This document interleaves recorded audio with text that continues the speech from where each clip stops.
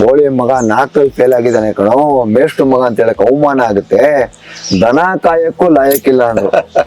ಈ ಹೆಂಗಸ್ರು ಏನ್ ಮಾಡ್ತಾರೆ, ಸ್ಯಾನಿಟರಿ ನ್ಯಾಪ್ಕಿನ್ ಮತ್ತೆ ಗಂಡಸು ಕಾಂಡಮ್ನೆಲ್ಲ ತೆಗೆದು ಬಾಕ್ಸ್ ಅಲ್ಲಿ ಹಾಕ್ತಾರೆ. ಅದೆಲ್ಲ ಬ್ಲಾಕ್ ಆಗುತ್ತೆ. ಅವ್ನು ಅದನ್ನ ಕೈಯಿಂದ ತೆಗಿತಾನೆ ಸರ್. ಅವು ಪ್ರಾಣಿಗಳನ್ನ ಯಾರು ನೋಡ್ಕೊಳಕ್ ಆಗಲ್ಲ ಅಂತ ಅವ್ರು ತಂದು ಬಿಡ್ತಾರೆ. ಈಗ ಅದನ್ನ ನಿಲ್ಸ್ಬಿಟ್ಟಿದೀನಿ. ನಿಮ್ಗೆ ಗೊತ್ತು, ಒಂದು ಬುರುಡೆ ಕತೆ ಬರದೆ. ಹೌದು, ಇದೇನಿದು? ಒಂದು ಬುರುಡೆ ಕತೆ ಧರ್ಮಸ್ಥಳದ್ದು. ಇಲ್ಲಿ ತನಕ ಅಪ್ಪ RD ಮಾಡ್ದ, ಇನ್ಶೂರೆನ್ಸ್ ಮಾಡ್ದ, ಎಲ್ಲ ಮಾಡ್ದ. ಯಾವ್ದನ್ನ ಮಕ್ಕಳು ಅವ್ರ ಕೆಲ್ಸಕ್ಕೆ ಸೇರಿದ್ಮೇಲೆ, ಅಪ್ಪ ನಂಗೆ ಒಂದು 80,000 ಸಂಬಳ ಬರ್ತಿದೆ, ತಿಂಗಳ ನಿನ್ನ ಹೆಸರಿಗೆ 10,000 ಹಾಕ್ತೀನಿ ಅಂತ ಹೇಳಿದ್ರು ಮಕ್ಳು ಎಷ್ಟು ಜನ ಇದ್ದಾರೆ?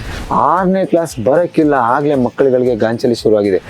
ನಿನ್ನ ದೇಹದಲ್ಲಿ ಶಕ್ತಿ ಕುಂದಿದ ಮೇಲೆ, ನಿನ್ನ ಗಳಿಕೆ ನಿಂತ ಮೇಲೆ ನಿನ್ನವರಾರು ನಿನ್ನವರಲ್ಲ.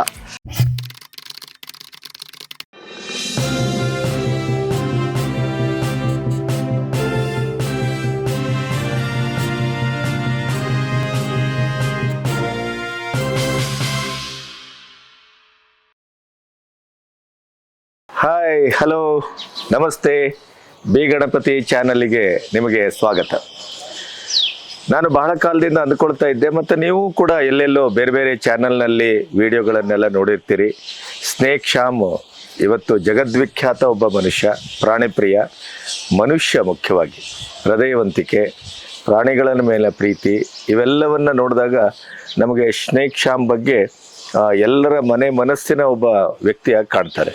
ಅವರ ಮನೆ ಏನು, ಮನಸ್ಸೇನು, ಅವರು ಇರೋದು ಹೇಗೆ, ಮತ್ತು ಇಲ್ಲಿ ಯಾವ್ಯಾವ ಪ್ರಾಣಿಗಳನ್ನು ಹೇಗೆ ಅವರು ಸಾಕ್ತಾ ಇದ್ದಾರೆ, ಮತ್ತು ಹಾವುಗಳನ್ನು ಯಾವ ರೀತಿ ಅವರು ಹಿಡಿತಾರೆ, ಇವೆಲ್ಲವನ್ನು ಇವತ್ತು ನೋಡೋಣ ಮತ್ತು ನಿಮಗೆ ಪರಿಚಯಿಸೋಣ.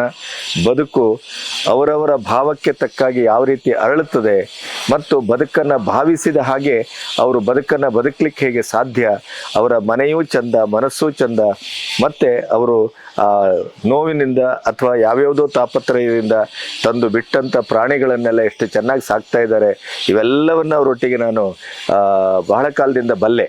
ಇವತ್ತು ಅವರು ಮನೆಗೆ ಬಂದಿದ್ದೇನೆ, ಗೇಟಲ್ಲಿ ನಿಂತಿದ್ದೇನೆ. ಬನ್ನಿ ಒಳಗೆ ಹೋಗೋಣ. ಅವರ ಮನೆ, ಮನಸ್ಸು ಮತ್ತು ಅವರ ಇಡೀ ಪ್ರಪಂಚವನ್ನು ಇವತ್ತು ನಿಮ್ಮೊಟ್ಟಿಗೆ ತೆರೆದಿಡಬೇಕು ಅಂತ ನಾವು ಇಲ್ಲಿ ಬಂದಿದ್ದೇವೆ. ಬನ್ನಿ ಹೋಗೋಣ. ಸರ್ ನಮಸ್ತೆ. ಅಣ್ಣ ನಮಸ್ತೆ, ಹೇಗಿದ್ದೀರಿ? ನಮಸ್ತೆ, ಚೆನ್ನಾಗಿದೆ ಅಣ್ಣ. ಕೊನೆಗೂ ನಿಮ್ಮ ಮನೆಗೆ ಬಂದೆ ನಾನು. ಸುಬ್ರಹ್ಮಣ್ಯ ಮನೆಗೆ ಗಣಪತಿ ಬಂದಂಗೆ ಆಯ್ತು. ಮತ್ತೆ ಹೇಳಿ ಗುರುಗಳೇ, ಹೇಗಿದ್ದೀರಾ? ಮತ್ತೆ ನೀವು ಇವತ್ತೇನ್ ಮಾಡಿ ಬಂದ್ರಿ? ಅಷ್ಟು ಎಲ್ಲೋಗಿ ಹಾವಿಡ್ದು ಬಂದ್ರಿ? ಬೆಳಿಗಿಂದ ಒಂದು 3 ಕಡೆ ಕರೆ ಇತ್ತು. ಆ 3 ಕಡೆ ಕರೆ ಮುಗಿಸ್ದೆ. ಅಷ್ಟರಲ್ಲಿ ನಿಮ್ ಕರೆ ಬಂತು, ಬರ್ತಾ ಇದೀವಿ ನಿಮ್ ಮನೆಗೆ ಅಂತ. ಸೊ ಒಂದು ಖುಷಿ ಆಯ್ತು. ಯಾಕೆಂದ್ರೆ ನಾನು ನಿಮ್ ಬಗ್ಗೆ ಭಾರಿ ಕೇಳಿದ್ದೆ. ಯಾಕೆಂದ್ರೆ ನಿಮ್ ಇಂಟರ್ವ್ಯೂ ಸುಮಾರು ನೋಡಿದ್ದೆ. ಅದು ನಮ್ಮ ಗುರುಗಳು ಯಾರೇಳಿ, ಪುಸ್ತಕಗಳನ್ನ ಬರೆದು ಪುಸ್ತಕಗಳನ್ನ ಜೋಡಿಸಿ ಎಷ್ಟೋ ಓಡಿಸಿದ ಪುಸ್ತಕಗಳು. ಕುವೆಂಪು ಅವರ ಪಟ್ಟ ಅಭಿಮಾನಿ ಯಾರೇಳಿ? ಹರಿಹರ ಪ್ರಿಯ. ಅವ್ರ ಅಪ್ಪ ಭಕ್ತ ಆಗ್ಬಿಟ್ಟೆ. ಅದನ್ನ ನೋಡ್ಮೇಲೆ ಹರಿಹರ ಪ್ರಿಯ ಅವ್ರಿಗೆ ಫೋನ್ ಮಾಡಿ ಮಾತಾಡಿಸ್ದೆ. ಏನಯ್ಯ ಶ್ಯಾಮ, ನೀನ್ ಅವಾಗ ನೋಡಿದ್ ಕಣಯ್ಯ, ಹೇಗಿದ್ಯಯ್ಯ? ಅವ್ರ ವಾಯ್ಸ್ ಗೊತ್ತಲ್ಲ, ನಿಮ್ಮಿಂದ ಅವ್ರ ನಂಬರ್, ಹರಿಹರ ಪ್ರಿಯ ಅವ್ರ ನಂಬರ್ ಇಸ್ಕೊಂಡೆ, ಮಾತಾಡಿದೆ. ಭಾರಿ ಖುಷಿ ಆಯ್ತು. ಗಣಪತಿ ಅವರೇ, ನಿಜವಾಗ್ಲೂ ಹೇಳ್ತೀನಲ್ಲ, ನೀವು ಮಾಡಿರ್ತಕ್ಕಂಥ ಕೆಲವು ಎಲೆ ಮರೆ ಕಾಯಿ ಅಂಥವ್ರನ್ನ ತಂದು ಹೊರಗಡೆ ಪ್ರಪಂಚಕ್ಕೆ ತೋರಿಸಿದ್ರಿ. ಇಲ್ಲ ಅಂದರೆ ಹರಿಹರ ಪ್ರಿಯ ಯಾರು ನಮ್ಗೆ ಗೊತ್ತಾಗ್ತಾನೆ ಇರಲಿಲ್ಲ. ಇನ್ನಕ್ಕೆ ಸುಮಾರು ಜನರದ್ದು ಮಾಡಿದ್ದೀರಾ. ಏಕೆಂದರೆ ಒಬ್ಬ ವ್ಯಕ್ತಿ ತನ್ನ ಕೆಲಸ ಮಾಡ್ತಿರ್ತಾನೆ, ಅವ್ನು ಬೆಳಕಿಗೆ ಬರಬೇಕು ಅಂದರೆ ಅದು ನಿಮ್ಮಂಥವ್ರ ಕೈಲಿ ಮಾತ್ರ ಸಾಧ್ಯ. ಆ ಮನಸ್ಥಿತಿ ಇರಬೇಕು, ಅದೇ ಅಂಥವ್ರ ಕೈಲಿ ಮಾತ್ರ ಸಾಧ್ಯ. ಸರ್, ನನಗೀಗ ಒಂದು ನಿಮ್ಮ ಗೇಟಿಂದ ನಿಮ್ಮ ಮಾತಾಡಿಸುವ ಕುತೂಹಲ ನನಗೆ ಇಲ್ಲಿಂದನೇ ಶುರು ಆಯ್ತು. ಇಲ್ಲಿ ಗಾರ್ಡನ್ ಇದೆ, ಬೇರೆ ಬೇರೆ ರೀತಿಯ ಸಸ್ಯಗಳಿದೆ, ಅದರ ಜೊತೆಗೆ ಪ್ರಾಣಿಗಳು, ಅದರ ಜೊತೆಗೆ ನಿಮ್ಮ ಹಳೆಯ ಕಾರುಗಳು, ಆಮೇಲೆ ನಿಮ್ಮ ಮನೆ ಕೂಡ ಒಂದು ವಿಶಿಷ್ಟವಾಗಿದೆ. ಅಂದರೆ ಪರಿಸರ ಮತ್ತು ಬದುಕು ಇದನ್ನ ಒಂದು ಏಕೀಕರಿಸಿಕೊಂಡು ನೀವು ಇವತ್ತಿನ ವರ್ತಮಾನದಲ್ಲೂ ಬದುಕ್ತಾ ಇದ್ದೀರಿ ಅಂತ ಅನಿಸ್ತದೆ ನನಗೆ. ಖಂಡಿತ ಸುಂದರವಾದ ಗಡ್ಡ.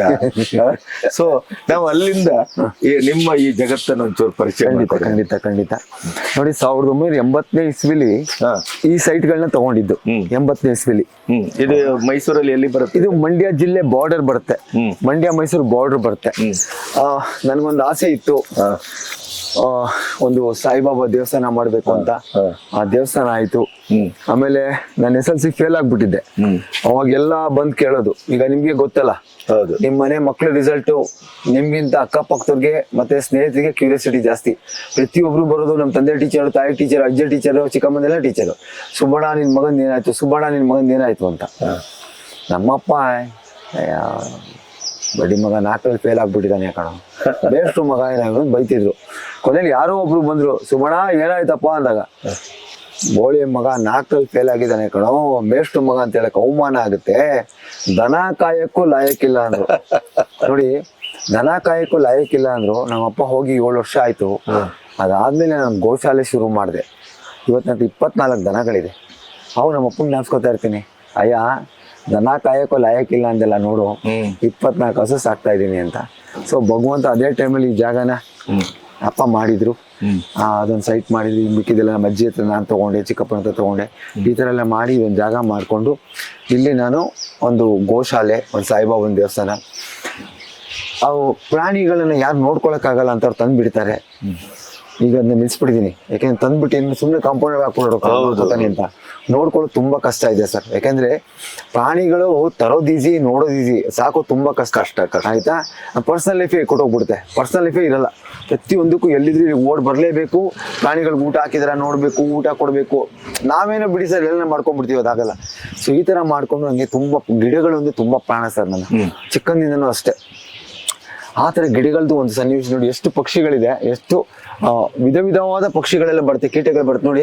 ನಾನು ಗಿಡಗಳಲ್ಲಿ ಒಂದು ಹೂವು ಕೀಳೋದಿಲ್ಲ. ಕರೆಕ್ಟ್, ಒಂದು ಹೂವು ಕೀಳೋದಿಲ್ಲ. ಯಾಕೆಂದ್ರೆ ಪಕ್ಷಿಗಳು ಅದರ ಮಕರಂದವನ್ನು ಹೀರಕ್ ಬರುತ್ತೆ. ಆ ಒಂದು ಇದಕ್ಕೋಸ್ಕರ ನಾನು ಯಾವ ಗಿಡಗಳದ್ದು ಹೂವು ಕೀಳೋದಿಲ್ಲ. ಈ ತರ ಮಾಡ್ಕೊಂಡೆ. ವೇಸ್ಟು ಈಗ ಯಾವ್ದನ್ನ ಅಂಗಡಿಗೆ ಹೋಗ್ತೀನಿ, ಒಂದು ಯಾವ ಅಂಗಡಿ, ಈಗ ಪೈಪ್ ಅಂಗಡಿಗಳಿಗೆಲ್ಲ ಹೋಗ್ತೀನಿ. ಅವನೇನ್ ಮಾಡ್ತಾನೆ, ಅಣ್ಣ ಇದು ಒಡೆದೋಗಿದೆ ಅಂತಾನೆ, ಇದು ವೆಸ್ಟರ್ನ್ ಕಮೋರ್ಸ್, ಇದು ವೆಸ್ಟರ್ನ್ ಕಮೋರ್ಸ್ ಬಿಸಾಕ್ಬೇಡ ಮಾರಿ ಅಂತ ಅದನ್ನೇ ಒಂದು ಗಿಡಗಳಾಕ್ತೀನಿ. ಇದು ವಾಶ್ ಬೇಸಿನ್, ಇದು ಈ ವಾಶ್ ಬೇಸಿನ್ ಅದನ್ನು ಬಿಸಾಕ್ಸಲ್ಲ ನಾನು, ಅದನ್ನು ಎತ್ಕೊಂಡ್ ಬರ್ತೀನಿ. ಇದೇ ತರ ಮಾಡ್ಕೊಂಡ್ ಬರ್ತಾ ಇರುವಾಗ ಏನಾಯ್ತು, ಎಲ್ಲೋ ಒಂದ್ ಕಡೆ ಯಾರ್ದೋ ಮನೆಗೆ ಹೋದಾಗ ಬಾಟ್ ಟಬ್ ಬಿಸಾಕಿದ್ರು. ಸರ್ ಅದ್ನ್ಯಾಕ್ ಬಿಸಾಕ್ತೀರಾ ಸರ್ ಅಂದೆ. ಬೇಕಾದ್ರೆ ತಗೊಂಡೋಗ್ರಿ ಅಂದ್ರು. ಆ ತರ ಬಾಟ್ ಟಬ್ಗಳು ತಂದು ಅದ್ರಲ್ಲಿ ತಾವರೆ ಗಿಡಗಳು ಹಾಕಿದೀನಿ. ಇದೊಂದು ಬಾಟ್ ಟಬ್ ಯಾರೋ ಬಿಸಾಕಿದ್ರು ತಂದೆ, ಅದಕ್ಕೆ ಕೆಳಗಡೆ ಇದನ್ನ ಹಾಕ್ಬಿಟ್ಟು ನೀರ್ ಬಿಡ್ಬೇಕು. ನಂಗೆ ದಾಸವಾಳ ಗಿಡಗಳಂದ್ರೆ ತುಂಬಾ ಇಷ್ಟ, ಗುಲಾಬಿ ಗಿಡ ತುಂಬಾ ಇಷ್ಟ.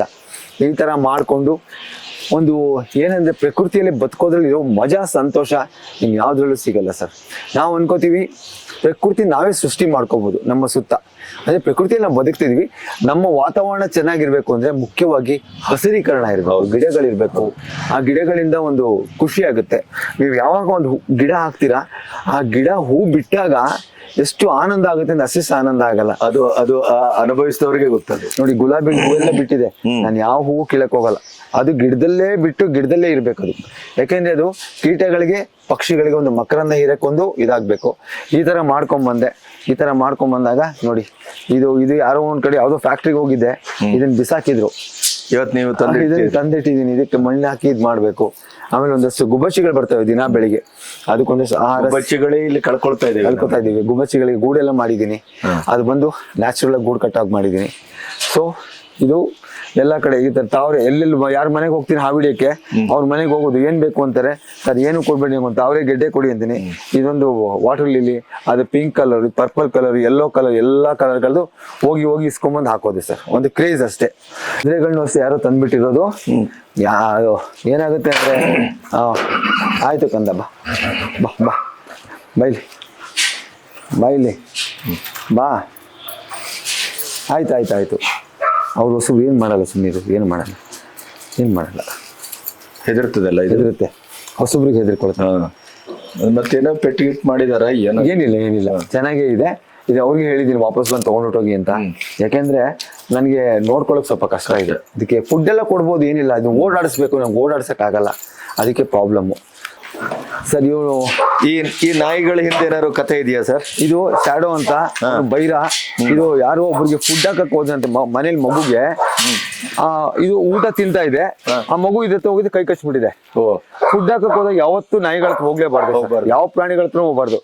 ಅದೇ ಕೈ ಕಚ್ತಲ್ಲ, ಅವ್ರೇನ್ ಮಾಡೋದು, ಶಾಮರ ಲ್ಯಾಬ್ರೇಡರ್ ಇದೆ, ಲ್ಯಾಬ್ರಡಾರ್ ಕಚ್ಚಿದ್ರು ನಂಗೆ ಆಶ್ಚರ್ಯ ಆಯ್ತು. ಹೌದು, ಕಚ್ಚುದಿಲ್ಲ ಅದು. ಕಚ್ಚಲ್ಲ. ಅದಕ್ಕೆ ತಂದ್ಬಿಡು ಅಂದೆ, ಬೈರನ್ ತಂದ್ಬಿಟ್ರು. ಹಾಗೆ ಬಂದು ಶಾಡೋ, ಅವನು ಬ್ಲ್ಯಾಕ್, ಅವನು ಬೈರ, ಇವನು ಶಾಡೋ, ಶಾಡೋ.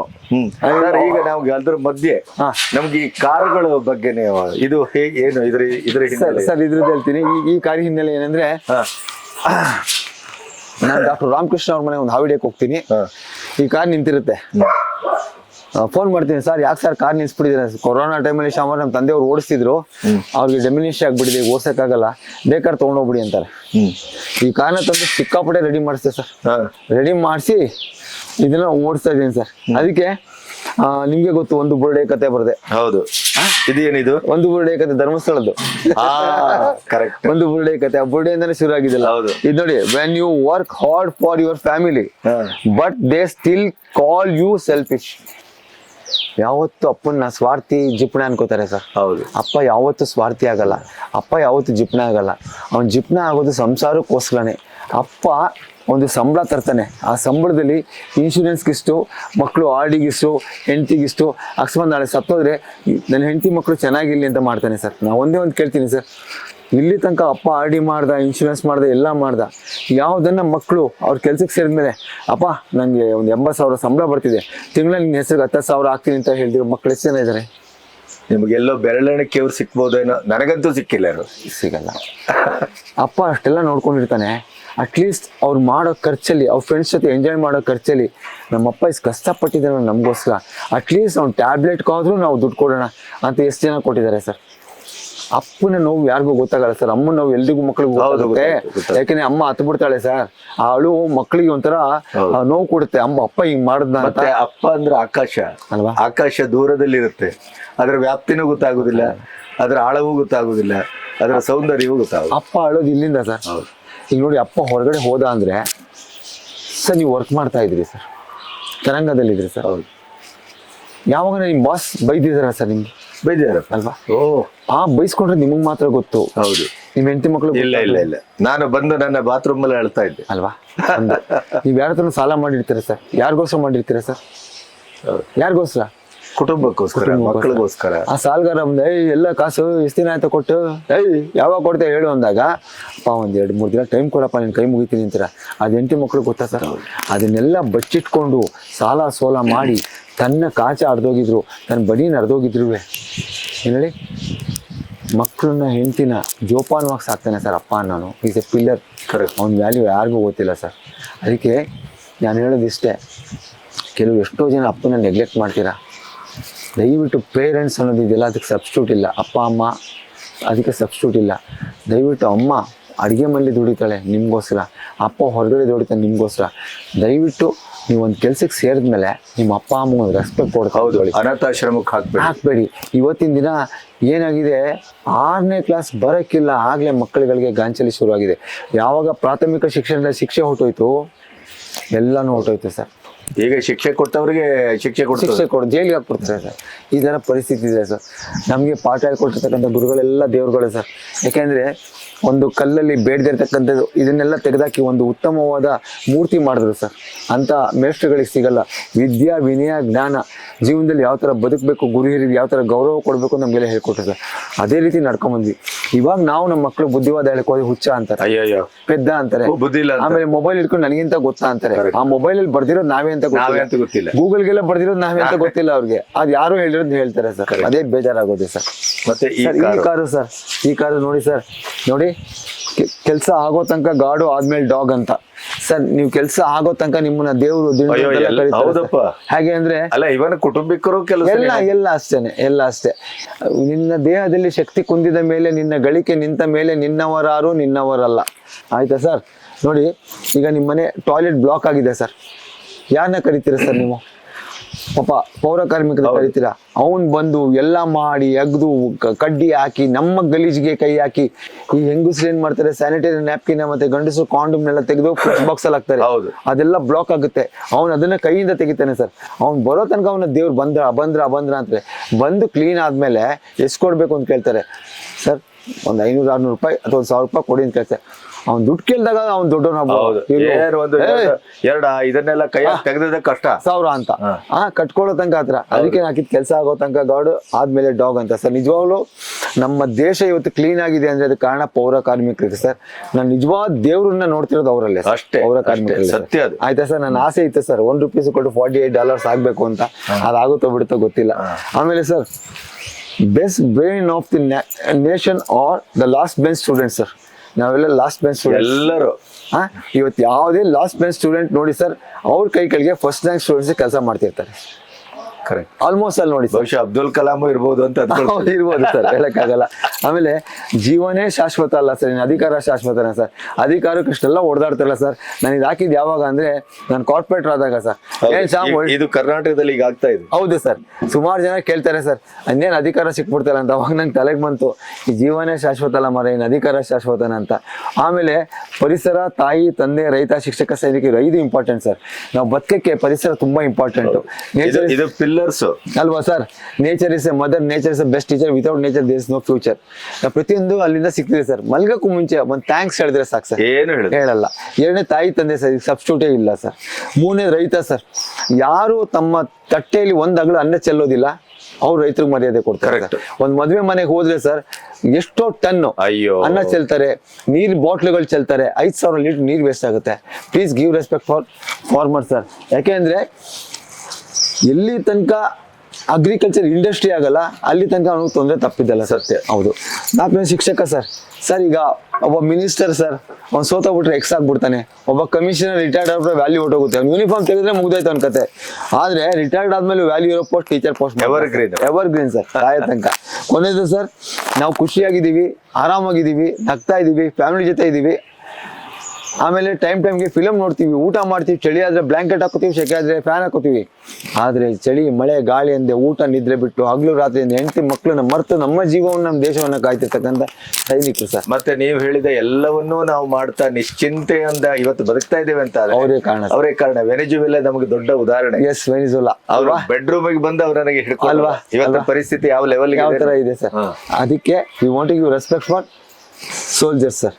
ಸೊ ಅದಕ್ಕೆ ನಾನು ಈ 5 ಜನಕ್ಕೆ ಎಲ್ಲ ಕಡೆ ಮರ್ಯಾದೆ ಕೊಡಿ ಅಂತ ಕೇಳ್ತೀನಿ ಸರ್. ಇಷ್ಟು ನಂದು ಇದು ಸರ್. ನೋಡಿ sir, no tree no rain, no rain no water, no water no life, so save trees ಅಂತ ಸರ್. ಇದಾದ್ಮೇಲೆ ಹೀಗೆ ಬಂದೆ ಸರ್. ಹೀಗೆ ಬಂದಾಗ ಎಲ್ಲರೂ ಗೂಬೆನ ಅಪ್ಶಕನ ಅಂತ ಇದ್ರು ಸರ್. ಅವಾಗ ಇದನ್ನ ಬರ್ದೆ ಸರ್. ಗೂಬೆ ನಮ್ಗೆ ಹೇಳ್ತಿರೋದು ಸರ್, ನೀವೇ ನನಗೆ ಅಪ್ಶಕುನ ಅಂತ. ನಾವು ಅದಕ್ಕಲ್ಲ. ಆಮೇಲೆ ನಮ್ಮ ಕರ್ಮಕ್ಕೆ ನಾವೇ ಹೊಣೆ ಸರ್, ಇನ್ಯಾರು ಅಲ್ಲ sir. You fool be cool ಅಂತ ಸರ್. ಆಯ್ತಾ ನೋಡಿ ಸರ್, ಒಬ್ಬ ತಂದೆ ಪರಿಪೂರ್ಣ ತಂದೆ ಆಗಕ್ಕೆ ಆ ತಂದೆಗೆ ಒಂದು ಹೆಣ್ಮಗು ಇರ್ಲೇಬೇಕು. ಒಂದು ಹೆಣ್ಮಗು ಇರೋ ಮನೇನೆ ಸ್ವರ್ಗ ಸರ್. ಆಮೇಲೆ snake doesn't kill, shock kills ಅಂತ sir. Kissing a snake is easier than kissing a girl. ಯಾಕೆಂದ್ರೆ ಹಾವು ಒಂದ್ಸಲಿ ಕಚ್ಚಿತಾನೆ ಇರ್ತಾಳೆ ಈ ತರ ಸರ್. ಈ ತರ ನನ್ನ ತಲೆಗೆ ಏನೇನು ಬರುತ್ತೆ. ನಿಮ್ದು ಹಳೆ ಕಾರ ಇದು? ಹೌದು ಸರ್, 1982. ಇದು ನಮ್ಮ ರಾಮಚಂದ್ರ ರಾವ್ ಅಂತಿದ್ದಾರೆ, ಹರಿಹರನ್ ಅಂತ ಚಾರ್ಟರ್ಡ್ ಅಕೌಂಟೆಂಟ್. ಅವರ ಶ್ರೀಮತಿ ಅವ್ರದ್ದು ಮೈಸೂರಿಗೆ 2ನೇ ಕಾರ್ ಸರ್ ಇದು, ಮಾರುತಿ 800. ಆಮೇಲೆ ನಮ್ಮ ಇದರಲ್ಲಿ ಸರ್, ನೇಚರ್ ಅಲ್ಲಿ ಅನಿಮಲ್ಸ್ ಫೈಟ್ ಆಡೋದು 2ಕ್ಕೆ ಸರ್. ಒಂದು ಈಟಿಂಗು, ಒಂದು ಮೇಟಿಂಗ್ 2ಕ್ಕೆ sir. Everybody talks about me and nobody understand me. ಎಲ್ಲ ನಿಮ್ಮ ಬಗ್ಗೆ ಮಾತಾಡ್ತಾರೆ. ನೀವು ಮಾಡೋ ಕೆಲಸ ಯಾರಿಗೂ ಕಾಣಲ್ಲ ಸರ್. ಅದೇ ಒಂದು ತಪ್ಪು ಮಾಡ್ಬಿಡಿ, ಊರಲ್ಲೇ ಎತ್ತಾಡ್ತಾರೆ. ಒಳ್ಳೆ ಕೆಲಸ ಕಂಡೇ ಕಾಣಲ್ಲ ಸರ್. ಏನಾದ್ರೂ ಮಾಡಿ ದಿಲ್ಲಿಂದ ಮಾಡಿ ದಿಮಾಕಿಂದ ಮಾಡ್ಬೇಡಿ ಸರ್. ಏನಿದೆ ಇಲ್ಲಿಂದ ಮಾಡಿ ಸರ್, ಇಲ್ಲಿಂದ ಮಾಡಕ್ ಹೋಗ್ಲೇಬೇಡಿ. ದೊಡ್ಡವರ ಸಣ್ಣತನ ನಿಮ್ಗೆ ಗೊತ್ತು, ದೊಡ್ಡವರ ಸಣ್ಣತನ ಯಾವ ತರ ಇದೆ. ನಾವು ತರಂಗದಲ್ಲಿ ಪಾಟೀಲ್ ಪುಟ್ಟಪ್ಪನವ್ರ ಮೂಲಕ ದೊಡ್ಡವರ ಸಣ್ಣತನ ಅಂತ ಒಂದು 10-12 ವರ್ಷ ಕಾಲಂ ಬರೆಸಿದ್ದೇವೆ. ಓಕೆ ಓಕೆ ಓಕೆ ಅಲ್ವಾ. ಅನಿಮಲ್ಸ್ ಆರ್ ನೀಡಿ, ಹ್ಯೂಮನ್ಸ್ ಆರ್ ಗ್ರೀಡಿ ಅಂತ ಸರ್. ನಾವು ಭೂಮಿಗೆ ಬಂದಿರೋದು ಏನಾದ್ರು ಕೊಟ್ಟೋಗಕ್ಕೆ ಅಥವಾ ಬಿಟ್ಟೋಗಕ್ಕೆ, ಇದ್ರ 2 ಮಧ್ಯೆ ಗಿಡ ನೆಟ್ಟೋಗೋಣ ಅಂತ. ಕರೆಕ್ಟ್. ಈ ತರ ನನ್ನ ಒಂದು ಇದರಲ್ಲಿ ಒಂದು ಹಾವಿನ ಚಿತ್ರ ಮಾಡಿಸಿ ಸರ್. ಅವ್ರ ಬಗ್ಗೆ ಯೋಚನೆ ಮಾಡೋದ್ ಬಿಟ್ಟು ನಮ್ಮ ಬಗ್ಗೆ ನಾವು ಯೋಚನೆ ಮಾಡಿ ಉದ್ದಾರ. ನೀವು ವಿಶ್ವಗುರು ಭಾರತ ಯಾವ ಬರೆಸಿದ್ದು ಸರ್? ನಾನು ಬರ್ಸಿದ್ದು ಸುಮಾರು ಒಂದು 15 ವರ್ಷ ಆಗಿರ್ಬೇಕು ಸರ್. ಎಂತ ಅದ್ಭುತ ಇದು. 15 ಈಗ ವಿಶ್ವಗುರು ಭಾರತ ಆಗ್ತಾ ಇದೆಯಲ್ಲ, 15-20 ವರ್ಷ ಆಗಿದೆ ಸರ್. ನಿಮಗೆ ಅದ್ರ ಆಗ್ಬೇಕು ಅಂತ ಕನಸು ಕಟ್ಟಿದ್ರೆ $1 $48 ಬರ್ತಿದ್ದಲ್ಲ ಸರ್. ಅದು ಬರುತ್ತೆ. ಅದು ಅವಾಗೆಲ್ಲ ಮಾಡ್ಬೇಕು ಏನೇನೋ ಅನ್ಕೊಂಡಿದೀನಿ ಸರ್. ಈ ತರ ಮಾಡ್ಕೊಂಡು ನಾನು ರಾವಣನ್ ಫ್ಯಾನ್ ಸರ್ ಸ್ವಲ್ಪ. ರಾವಣನ್ ಫ್ಯಾನ್ ಸ್ವಲ್ಪ. ಯಾಕೆಂದ್ರೆ ಮಹಾಪರಾಕ್ರಮಿ ಮಹಾ ತಪಸ್ವಿ. ಮಹಾನ್ ತಪಸ್ವಿ, ಮಹಾಜ್ಞಾನಿ. ಮಾತೃವಾಕ್ಯ ಪರಿಪಾಲಕ, ಒಳ್ಳೆ ಆರ್ಕಿಟೆಕ್ಟ್, ರುದ್ರವೀಣ ಪಾರಂಗತ. ಹೌದು. ಆದ್ರೆ ಒಂದೇ ಒಂದು ಪ್ರಾಬ್ಲಮ್ ಏನಂದ್ರೆ ಈಗೋ, ಅಹಂಕಾರ. ಹೌದು, ಅದೊಂದೇ ಪ್ರಾಬ್ಲಮ್ ಆಗಿದೆ. ಅವ್ರಿಗೆ ಎಷ್ಟು ಇದು ಮಾಡ್ತಾರೆ ನೋಡು. ಆಯ್ತು ಕಣ್ಣು, ಆಯ್ತು ಕಣ್ಣು, ಆಯ್ತು ಕಣ್ಣು. ಹಿಂಗೆ ಮಾತಾಡ್ತೀವಿ. ಬಂದು ಬಾ ಬಾ ಬಾ ಬೈರಾ ಬೈರಾ ಬಮ್ಮ ಬೈರಾ ಬಾ. ಆಯ್ತು ಆಯ್ತು ಆಯ್ತು ಆಯ್ತು ಬೈರಾ, ಆಯ್ತು ಬೈರಾ, ಆಯ್ತು ಬೇರೆ.